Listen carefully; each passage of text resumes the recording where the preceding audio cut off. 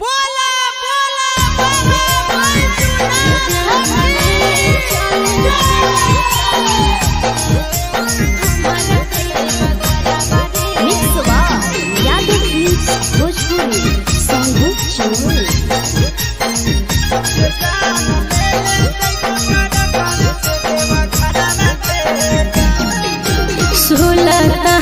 गंजा से देवघर के लागे कितना बड़ावा रे जान। 16 तहना गंजा से देवघर के लागे कितना बड़ावा रे जान। रे जान ले ले चले हमारा देव घरवा रे जान। जान ले ले चले हमारा देव घरवा रे जान।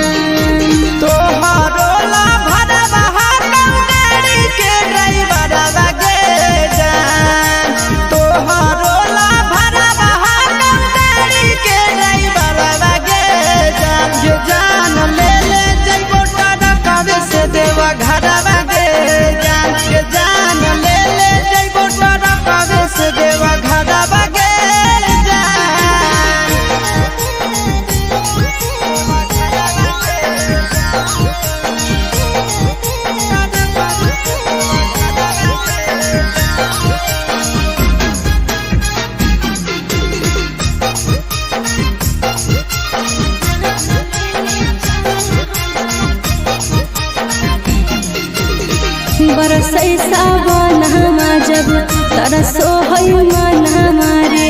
कहियो नहीं गेलिए छोड़ा भोला के भवन हमारे।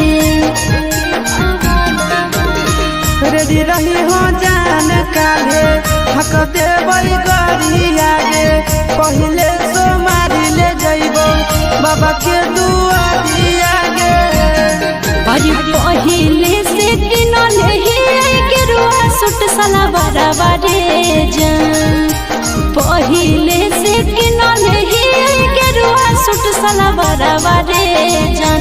जान ले ले चले हमारा देव घरवा रे जान। ये जान ले ले जइबो तारा कवे से देव घरवा गे जान।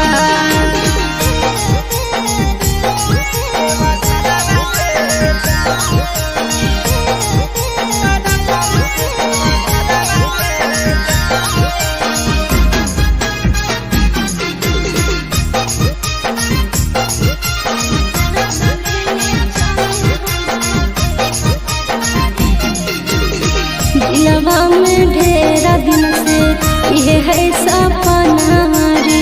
करबै दर्शन बाबा के पूरा तैयार मना रे। अपन ला भरवा परतो रखे बिसवा सगे। तोरा हम लेके जइबो बाबा के पास गे।